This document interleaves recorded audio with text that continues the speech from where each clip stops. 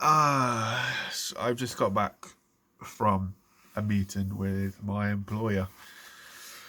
Um, I guess it was as productive as it could be given my situation, but the outcome is what it is, and I think it's an outcome that I drove just through my honesty, really. You see, the thing is, I started to have these the back issues started to really get bad in December. Now I had a good chunk of work off in December because I had the holiday, so I booked it off from the 8th of December. We didn't go back work until the 3rd of January.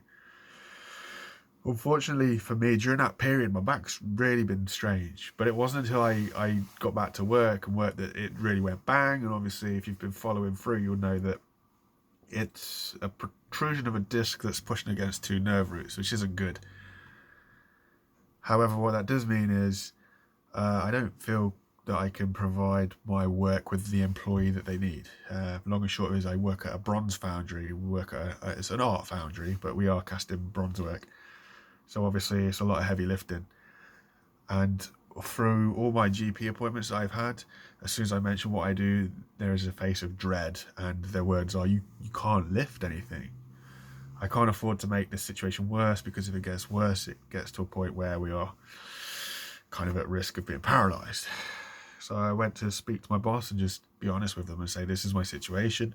I can't give you a timeline of how long it's going to take for me to get into a physical position where I'm going to be capable to do this job. So they're like, so what do you want to do? What are you saying? I'm like, I'm just being honest. Your business is run on your employees. It's a small family run business. There's only 3 employees, and you need those employees to be able to do the work. And I'm sitting here telling you that right now I can't do that. From a business point of view, it makes sense that we part ways, which I have no plan B at the minute, because I don't know my limitations. All I've done today is drove to work. It's a 10-minute drive. It's not a very long drive. I've drove to work. I've stood up. I've sat down. I've tried to manage it, and my back is in a horrendous position right now. It's really not great. And I would argue that, basically outside of driving, I've not done anything, and it's aggravated. So I don't know what my limitations are right now. I'm quite sad because I really enjoyed that thing. It was like an extension to a dysfunctional family. Like, my family's a bit slightly dysfunctional anyway.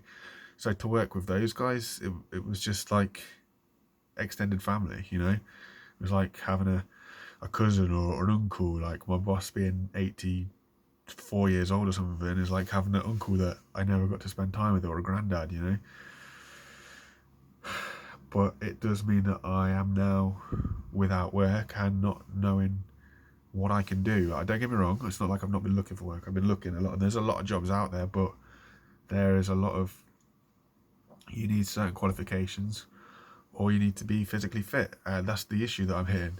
If you don't have brains, you need brawn, and I don't have either right now. So it's a bit scary, I suppose, because you need money coming in. Now, don't get me wrong, I'm lucky/unlucky with my living situation that I'm still at home. I've not been able to afford to move out, so I still live at home with my folks, which means there are 4 adults in this house, and we share the bills of everything. So that's a good thing. But the bad thing is that money doesn't last forever, and though I have enough money behind me to get me through, I am one of those who wants the nice things in life. I would like to be able to afford my own place at one point, and obviously paying out and nothing coming back is making that a lot further away.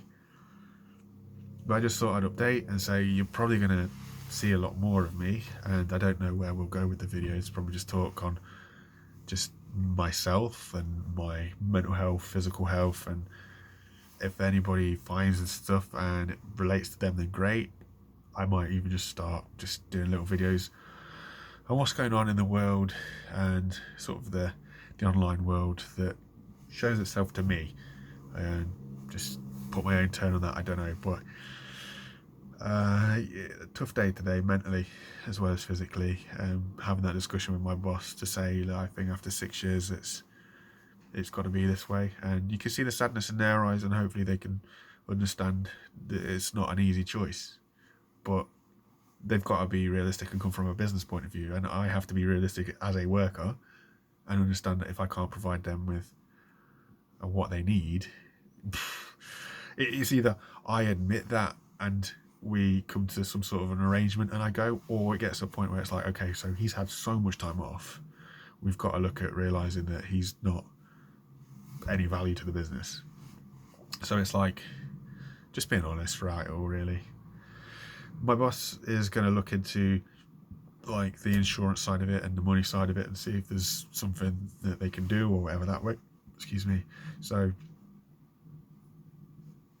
I honestly don't know. I'm just tired, to be fair. I'm just drained. I'm just physically and just a bit emotionally drained. But I just thought I'd update. That's where we are now. So current situation, we are waiting to hear back from the spinal specialist. I've got to get hold of the physio, and that's all I can do now.